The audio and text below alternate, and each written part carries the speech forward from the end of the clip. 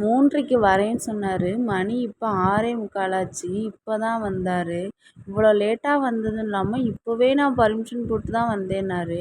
இதுக்கப்புறம் பர்மிஷன் போட்டால் என்ன போடலைன்னா என்ன அந்த மாதிரி தான் இருந்தது. மற்ற நாளெல்லாம் புள்ளி போட்ட மாதிரி கரெக்ட் டைமுக்கு வந்துடுவாங்க. நம்ம எங்கேயாவது கிளம்பலாம் வெளியே போகலான்னு சொல்கிறப்ப மட்டும்தான் இவர் எப்போதுமே லேட்டாக வருவார்.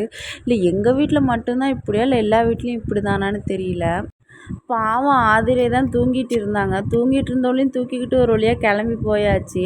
நைட் ட்ராவல் போகிறதுனா ரொம்ப பிடிக்கும். எங்கே பாப்பா பிறந்ததுக்கப்புறம் இவர் நைட்லலாம் வெளியவே கூப்பிட்டு போக மாட்டாங்க. ரொம்ப நாள் கழித்து இன்றைக்கி தான் போனோம்.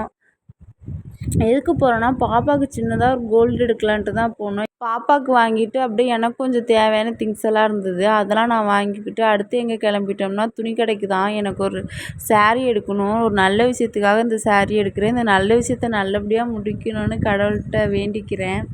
சரி இதெல்லாம் வாங்கிட்டு அப்படியே வந்து சூப்பர் மார்க்கெட் கிளம்பியாச்சு. நம்ம வீட்டிலே ஒரு லிஸ்ட்டு போட்டு வச்சுருப்போம் இதெல்லாம் வாங்கிட்டு வரலான்ட்டு.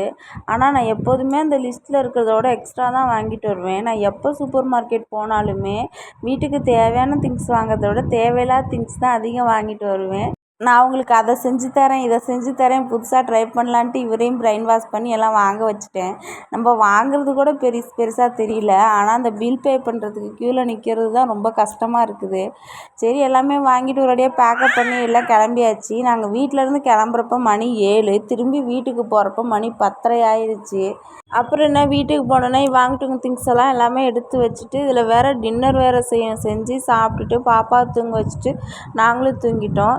இதோட நியூ சேனல் சப்போர்ட் பண்ணுங்கள். பிடிச்சிருந்தா லைக் பண்ணுங்கள். தேங்க்யூ ஃபார் வாட்சிங்.